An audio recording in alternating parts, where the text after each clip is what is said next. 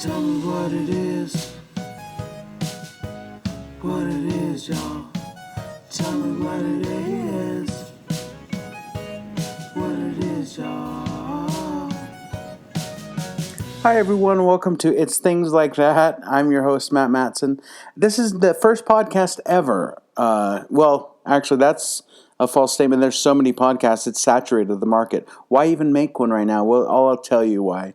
Because there's never too little room for something cool or something quality. So now, don't get me wrong, this is not necessarily at that point, but I believe in a growth mindset where you can improve stuff as you go. So here it is. Here's the first. It's Things Like That. If I didn't say it before, I'm your host, Matt Mattson. You may know me from sending you this link. Anyway, I hope you're... here we are in, what do you call it? Springtime? There's many euphemisms for, lockdown, quarantine, family time, all this stuff. And how have you been holding up? I'll tell you how I've been.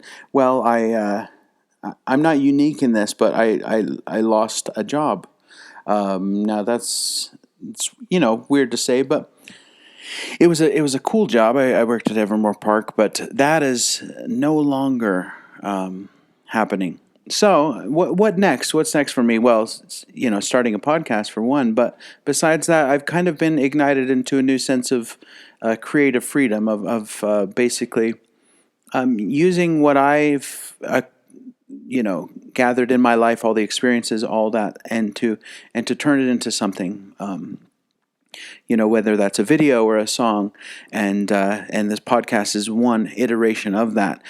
I think I've hedged long enough. We're going to talk about a couple things today, masks. Okay, I wore a mask for the first time. Now I know some of you are thinking, "Whoa." Here's how I think about it. There's two camps, right? You have like the people who are like, "You gotta wear a mask," and then you have the people like, "Don't let fear rule." And it's things like that. But I went to Costco, and they said, "Yeah, you have to wear a mask." And so I got a big, basically, it was some sort of a throw, I guess you'd call it. It was a floral throw that it was like a silken throw that we have on our couch, and I just tied it around my mask, renegade style, and I think it got a pretty good reaction, but the truth is that it really inhibited how I breathed, and so I didn't dig that. But wow, it's been weird. How do you find comedy in dark times? And I would say actually dark times are the charred soil from which new things emerge, and it sucks that it has to be. There's so much, there's so many people who are having a struggle, not only physically but mentally, and so that's hopefully something like this could help. I've been doing these things called 7-foot serenade, where I go to people's houses and I stand 7 feet away. Now you would say, why not 6? It's because the extra foot is for dancing, and so I actually got a lot of people who sent me to their family members, their friends, serenading groups of people, and so that's a little thing that was kind of born out of this, difficult situation and something new, and people responded, and so it kind of empowered me to just stop hoarding my art, because that's one thing I've done for my whole life is I've created things. Whether it's I love illustrating, I love doing comedy and music, and so many of these things I make something and then I never show anyone. And if you can identify with that, you're not alone, because of the fear of judgment. And so you're like, okay, I'll just hoard all my. I have so many art pieces and so much music that I've basically recorded multiple albums worth of stuff. Now, how much is quality? That's debatable, but I think I at least have a solid album. And so one of my goals is to put that out in the world. Regardless of what happens, if we all like praise, but there's something deeper than praise, which is just like getting it out there. there's a story of this little girl, right, walking on a beach, and she sees the there's been this event where all these starfish are now stranded on the beach, right, because the tide brought them in and didn't take them back out, and she's looking at all these starfish. I'm sure you've heard it, and she says, "What are you guys doing?" No, that's not the story, but she goes, "Hey, you guys." So she starts throwing them in, and someone comes up who's obviously a big jerk and says, "Hey, little girl, why are you doing that? That really aren't going to make a difference. There's thousands of starfish littered across this beach." And she says she threw in a star into the water, and the little girl said, "It made a difference to that one."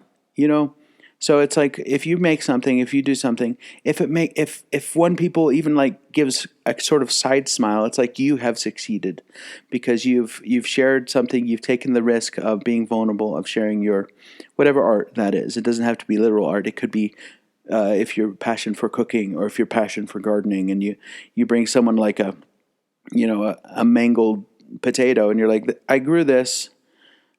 They may be like, "Oh, thanks." Um, and you don't need that toxicity in your life. Say thanks. What? No, I'm kidding. But the point, I've made the point. So now, what is this podcast? In truth, I'm building the plane as I fly it. I'll tell you the origin of the title of this. It's things like that is sort of a comedic segue that I use. Now, of course, saying that I'm going to just say comedy, it's a sure way to get no one to laugh at you. Like, "Hey, I've got this joke." It's like, all right, well, we'll see how it goes. So it's things like that. It's something like, I'll give you an example. As I've grown older, I've learned life is more about, it's about being kind. It's about having compassion. It's about love. It's about how people look. It's things like that. So there it is. ITLT podcast number 1. I'm going to see how long we've been going. Okay, 7 minutes. Wow, this is hard. Podcasting is hard. Podcasting is hard. How do you do it? Let's see. Who are some of the big? Okay, you know what you do? You shout out your predecessors. I'll tell you the podcasts I listen to currently. Of course, like you have like Mark Maron was like a pioneer in WTF podcast. I listen to Conan O'Brien Needs a Friend. I listen to Congratulations with Chris D'Elia. I listen to an Animation Addicts podcast because I love animation. There's quite a few out there that are really good. I have, a bunch of different types. So where will this fall in the pantheon of podcasts? Only time will tell. But I'm going to show you some. I'm going to peel back the curtain of podcasting, and I'm going to let you know that I'm taking a drink right now.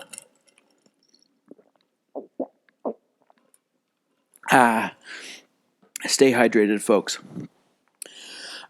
So if you have suggestions of what you'd like to hear about, or have me do my crazy comedic stylings and hear my take on it, I'll tell you. Okay, another thing that this whole springtime event has spawned in my family, my little family. We've been going a lot more into nature. And by a lot more, I mean a lot more. When I was younger, I used to when I was a kid, my family would often go up to the canyon and would climb mountains and things like that. But, somewhere in my life, I stopped doing that. I got, trapped in a man-made box of just like trying to, chase the dream. And how sometimes you forget that there's this big world of like beauty and trees and mountains and streams and animals and cool things. And so recently I've rediscovered that instead of just staying on the beaten path, just going and finding and being not being afraid to sit.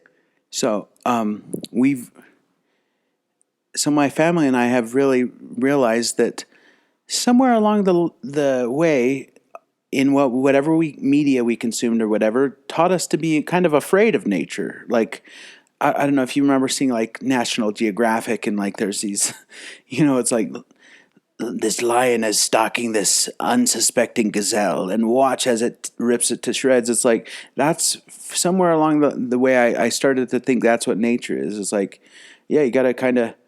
I don't think I ever articulated it like that, but I definitely like steered clear a little bit, or fear of like little, just like getting ticks, wood ticks burrowing in your skull or something. Like that was for a while, we kind of articulated in my family. We're like, actually, yeah, why is it like that? Why do we've been taught to fear nature,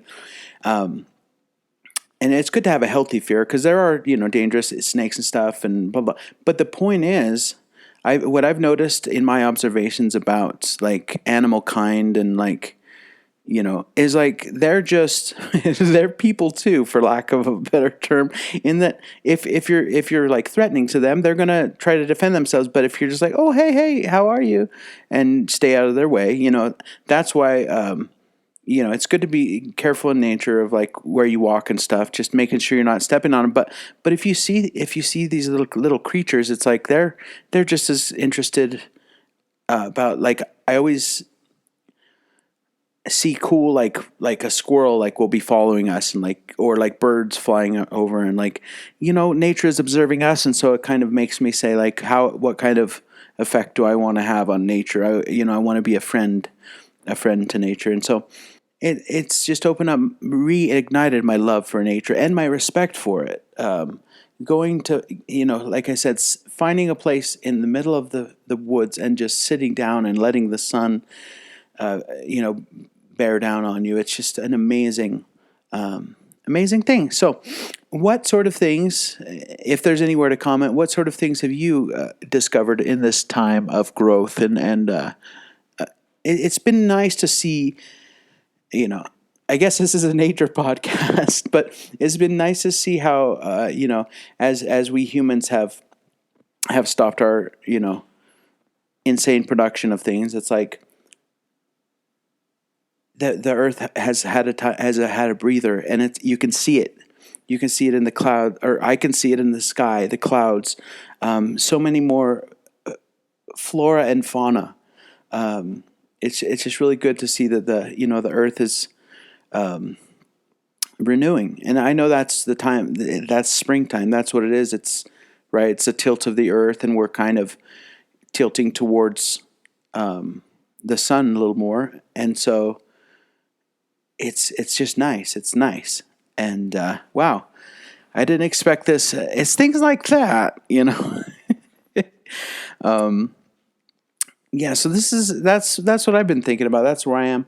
Also, there's the side of like being responsible and functioning within society and making some sort of a living that has, had my brain thinking, but it's in a different way. It's saying, how can I add some sort of a value to this whole crazy experience called life, How can I, in my own little way, based on my particular set of skills, how may I best influence the world? And it doesn't have to be that grand, Sometimes when I get that grand, you realize, no, like, go say hi to your, like my son. He's turning 4. Shout out Theo. He's turning 4 in 5 days. So, which is already passed by the time you've heard this, I'm sure. Unless I get it right on it. You know what? It may not be. But happy birthday, son. And so sometimes, I think sometimes when I think too grand scale of like, I'm going to, influence the world, it's like, no, influence the people around you, influence your little, and that's, all the esoteric teachings you hear. It's like, everyone thinks of changing the world, but no one thinks of changing themselves. And so that's the true challenge, right? Is facing one's own demons and augmenting your strengths. And Wow, I'm getting really philosophical. I was hoping this would be a little more comedic, but I'm sure we'll get in there. I was making some notes for this episode, but I thought instead of tying it down to what I'm going to talk about, I'm going to let it sort of naturally emerge, because then that's where all the brilliant stuff comes in my estimation. For years, I'm a fan of improv. Okay, I'm a fan of improv. I've done it ever since back in the mid to late '90s, when when I was first, Whose Line Is It Anyway was really just influencing so many new burgeoning artists, and I was included in that crop. And so that's one thing I learned from improv, is to be adaptable, is to be, and that's where you discover, when you're in that state of adaptability and creativity, that's when the best laughs, the best joys, the best things emerge, and then that can act as sort of a starting point for more creative endeavors. For improv, I've studied it, or I trained at many places, starting at Comedy Sports in Provo. Shout out. And then I went to L.A. for some years and did the Groundlings improv track, and that was really fun. And what Groundlings taught me was taking that improv base, which is improvise a scene, and then use that as a leaping point to develop that character, to develop that specific scene into an actual sketch, and that which could then be performed and or filmed. And so that was a kind of cool evolution of improv. Is like, it's a great jumping off point, and then you can finesse it a little bit. I think of improv as kind of throwing down the clay. If you're making some sort of sculpture, throw down some clay, and then you got a basic shape, and then you can start going from there. That's a creative process, right? Starting with what exists, and then, in the improv term, yes anding it. If any those in the know that the concept of yes and is one of the basic principles of improv, and it means there's two parts of it: yes and. So yes means basically accepting the reality of, like, okay, yeah, here we are. So if you're in a scene with someone and someone says, "Excuse me, son, your grandmother and I have been talking." So now this person has set up the scene. Oh, it's a grandparent. Okay. So now the next person in the scene might say, "Grandpa, is she back from Bali?" He's like, "No, she called me on the phone, but she says she has some new boyfriends." "Oh, hey, sorry to hear that, Gramps, but I don't know what I can do to help you." "No, they're young guys, so I'm asking you for some tips on how to, impress the old lady for." "Grandpa, first of all, don't call her the old lady." "Oh yeah, sorry. My queen, my Balian queen." I don't know, Grandpa. Just maybe send her some memes." "What does that meme?" It's things like that. Now, while that was not the greatest illustration, the concept is you basically accept the reality. That's what it means, yes. Accept the reality that's set up with your scene partners. Now, the and part is what I did there a little bit too, which is adding information. So it's like a tennis game. You don't play tennis against a wall, because that's not tennis. That's handball or wall ball. What else? Pickleball? There's many. Do you throw pickleball? I don't know. The point being is it's effort on all sides of who is involved in the improv scene. So how does that apply to life? Well, you yes and it. You say, yes, this is how things are. Life is how it is. From you, we have our own perspectives, our own quote unquote reality tunnels, right, that we live in. But accepting that and saying yes and, right, that's a creative part, to say, oh yeah, I'm going to venture out, and I'm going to be vulnerable, and creativity is vulnerability, or they're very closely linked. I think, because because what you do might not work. But you know what? You'll realize that, and this is like something I'm sure I'm not alone. I've listened to a lot of like self-improvement or like people I admire, people who have quote unquote success from what I see, and there's the commonality is just to do things and to make things, and you learn along the way, and each experience is a time to learn. That's awesome. You guys, this has been my first podcast. I'm sure it'll take more shape as we go. Based on what I just was talking about, I'm going to yes and this. I'm going to listen to it. I'm going to figure out what worked, what didn't. But for now, let's call this the first episode of It's Things Like That. These are gonna be released consistently. I haven't figured out the schedule, but it will be consistent. Whether that's twice a year. No.